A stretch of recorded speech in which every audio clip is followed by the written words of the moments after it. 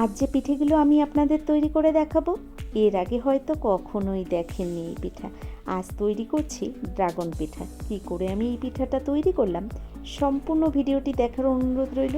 আর ভিডিওটি দেখতে দেখতে যদি কোনো অংশ ভালো লেগে যায়, অবশ্যই একটা লাইক দিয়ে দেবেন। আর যে সমস্ত বন্ধুরা এখনও আমার চ্যানেলটিকে সাবস্ক্রাইব করেননি, অবশ্যই আমার চ্যানেলটিকে সাবস্ক্রাইব করে আমার পাশে থেকে যাবেন। তো চলুন রেসিপিটি শুরু করি। তো দেখুন, এখানে গ্যাসের ওপরে একটা কড়াই বসিয়ে দিয়েছি। কড়াইয়ের মধ্যে দিয়ে দিলাম 1 কাপ পরিমাণে জল, আর ওই জলের মধ্যে দিয়ে দিলাম একদম অল্প পরিমাণে একটু লবণ। জলটা যখন ফুটে উঠেছে, এর মধ্যে আমি 1 কাপ দিয়ে দিলাম চালের গুঁড়ো। আর চালের গুঁড়োটা দেওয়ার পরে ভালো করে এভাবে নেড়ে চেড়ে আমি একটা ডো বানিয়ে নিয়েছি। ডোটা রেডি হয়ে গেছে, আমি এবার নামিয়ে ঠান্ডা করে নেব। তো দেখুন, এখানে আমি একটা পাত্রে নামিয়ে নিলাম।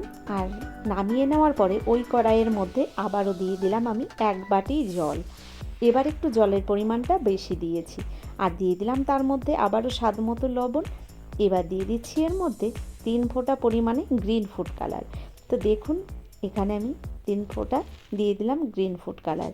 আর ফুড কালারটা দেওয়ার পরে ভালো করে আমি খুন্তি দিয়ে এই জলের সঙ্গে মিশিয়ে দিলাম। তো এখানে আমি কড়াইটা আর ধুলাম না, কারণ আমি আবারও একটা ডো রেডি করে নেব, যে কারণে আর কড়াইটা ধোয়ার দরকার নেই, তাই এখানে ধোয়া হয়নি কড়াইটা। তো জলটা ফুটে উঠলে এবার দিয়ে দিচ্ছি 1.5 কাপ পরিমাণে চালের গুঁড়ো। তো এখানে আমি বাজারের কেনা আতপ চালের গুঁড়োই ব্যবহার করেছি। আপনারা চাইলে বাড়িতে বানিয়েও নিতে পারেন এই চালের গুঁড়োটা। তো দেখুন, আবারও সেম একইভাবে আমি একটা ডো বানিয়ে নিচ্ছি। নমস্কার বন্ধুরা, আশা করছি হয়তো সকলেই ভালো আছেন। টিয়ার রান্নাঘর থেকে আমি তন্দ্রা আজ নিয়ে এলাম ড্রাগন পিঠের রেসিপি। কি করে বানাচ্ছি সম্পূর্ণ ভিডিওটি দেখুন, তাহলে বুঝতে পারবেন।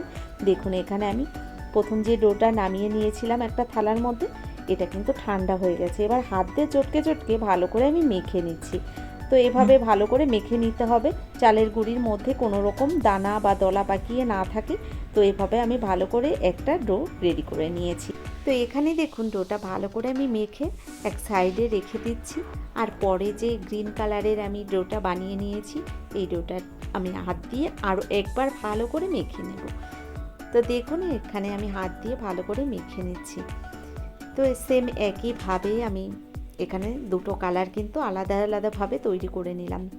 একসঙ্গে করা যেতে পারতো, কিন্তু পরে কালারটা দিলে কি হয়, কালারটা কিন্তু সুন্দর মেশে না সব জায়গায়, যে কারণে আমি আলাদাভাবে দুটো ডো বানিয়ে নিয়েছি। তো দেখুন, এখানে দুটো ডোই রেডি করে আমি একটু ঢেকে রেখে দিচ্ছি। ততক্ষণে আমি একটা পুর রেডি করে নেব। তো একটা পুর বানানোর জন্য দেখুন, গ্যাসের উপর আবার একটা কড়াই বসিয়ে দিয়েছি। ওই কড়াইয়ের মধ্যে দিয়ে দিলাম আমি একটা নারকেল কোড়া। নারকেল কোড়াটা কড়াইয়ের মধ্যে দেওয়ার পরে দিয়ে দিচ্ছি এখানে কিছুটা ঝোলা গুড়। তো এখানে আমি আমার পরিমাণ মতো ঝোলা গুড়টা ব্যবহার করেছি, তবে ঝোলা গুড়টা একটু কম রয়েছে, যে কারণে আমি এখানে আর একটু পাটালি গুড় দিয়ে দিলাম। তো গুড় দেওয়ার পরে ভালো করে মিশিয়ে আমি একটা পুর রেডি করে নেব। খুব একটা টাইমের দরকার নেই, একটু জাস্ট গুড়টা নারকেলের সঙ্গে মিশে গেলেই নামিয়ে নেওয়া যাবে। তো এভাবে আমি একটু গুড়টা গলে গেলে ভালো করে মিশিয়ে তারপর নামিয়ে নেব। তো বন্ধুরা, আপনারা তো পিঠে অনেক ধরনের খেয়েছেন, এই পিঠেটা এর আগে কখনো খেয়েছেন কিনা অবশ্যই কিন্তু আমাকে জানাবেন। তো দেখুন, এখানে পুরটা কিন্তু প্রায় রেডি হয়ে গেছে। খুব একটা জাল করে নেওয়ার দরকার নেই, জাস্ট একটু গুড়টা মিশে গেলেই নামিয়ে নিলে চলবে। তো এখানে গুড়টা ভালো মিশে গেছে নারকেলের সঙ্গে, এবার আমি নামিয়ে নিচ্ছি। তো এখানে আমি পুরটা এবার নামিয়ে একটা পাত্রের মধ্যে একটু ঠান্ডা করে নেব। এদিকে যে ডোগুলো আমি আগে থেকে বানিয়ে নিয়েছিলাম, এবার এর থেকে ছোট ছোট আমি লেচি কেটে নিচ্ছি। তো এখানে সাদা কালারের ডোটা একটু ছোট রয়েছে, যে কারণে সাদা কালারের লেচিগুলো আমি একটু ছোট ছোট করে কেটে নেব, আর সবুজ কালারের লেচিগুলো আমি একটু বড় কেটে নেব। সেম একইভাবে সবগুলো আমি এখানে কেটে গুছিয়ে নিয়েছি। আর হাতের মধ্যে আমি একটু ঘি মাখিয়ে নিয়েছি। এবার এই লেচিগুলো থেকে আমি সুন্দর করে হাতের তালুর মধ্যে রেখে দেখুন একটা ছোট বাটির মতো বানিয়ে নিচ্ছি। ঠিক আমরা পুলি পিঠে যেমন তৈরি করি তেমনভাবেই দেখুন বাটিটা আমি তৈরি করে নিচ্ছি। তো একটা বাটি এভাবে তৈরি করে নেওয়ার পরে আমি আরেকটা বাটিও সেম একইভাবে বানিয়ে নেব। তো একটা সবুজ কালারের বানিয়েছি, একটা সাদা কালারের এবার নিয়ে নিলাম। তো আমি এখানে হাতের মধ্যে হালকা করে একটু জল মাখিয়ে এই বাটিগুলো রেডি করে নিচ্ছি। দেখুন এখানে আমি প্রথম সবুজ কালারের বাটিটা বানিয়ে নিয়েছিলাম, এরপরে সাদা কালারের একটা বাটি মতো বানিয়ে নিয়েছি। এবার দেখুন একটা বাটির ওপরে আর একটা বাটি আমি রেখে দিলাম। প্রথমে সাদা কালারটা রেখেছি, পরে সবুজ কালারেরটা রেখেছি। এবার এই বাটির মধ্যে আমি দিয়ে দিচ্ছি পুর। তো পরিমাণ মতো আমি এখানে নারকেলের পুরটা দিয়ে দিলাম, আর এবার ভালো করে মুখটা বন্ধ করে দিচ্ছি। এটা দেখে নিতে হবে, আপনারা দেখলে যে কেউ বানাতে পারবেন, খুব সহজে একটা রেসিপি, তবে দেখতে কিন্তু খুব সুন্দর হয়, বাচ্চারা তো ভীষণ পছন্দ করবে। আর আমি এখানে গ্রিন ফুড কালার ব্যবহার করেছি, আপনারা কিন্তু এখানে রেড ফুড কালারও ব্যবহার করতে পারেন, আপনাদের পছন্দ মতো কালার দিয়েও আপনারা বানাতে পারেন। তো দেখুন আমি ভালো করে একটু সমান করে দিয়ে এভাবে ডিজাইনটা বানিয়ে নেব। তো একটা ড্রাগন পিঠা দেখুন এখানে আমার তৈরি হয়ে গেছে। তো এবার আমি হাত দিয়ে একটু সুন্দর করে সমান করে দিলাম, আর ওপরে দেখুন একটা কাঁচি দিয়ে আমি এভাবে একটু কেটে দিচ্ছি মাঝখানে। তো মুখের দিকে এভাবে মাঝখানটায় আমি একটু কেটে ডিজাইন করে দিলাম।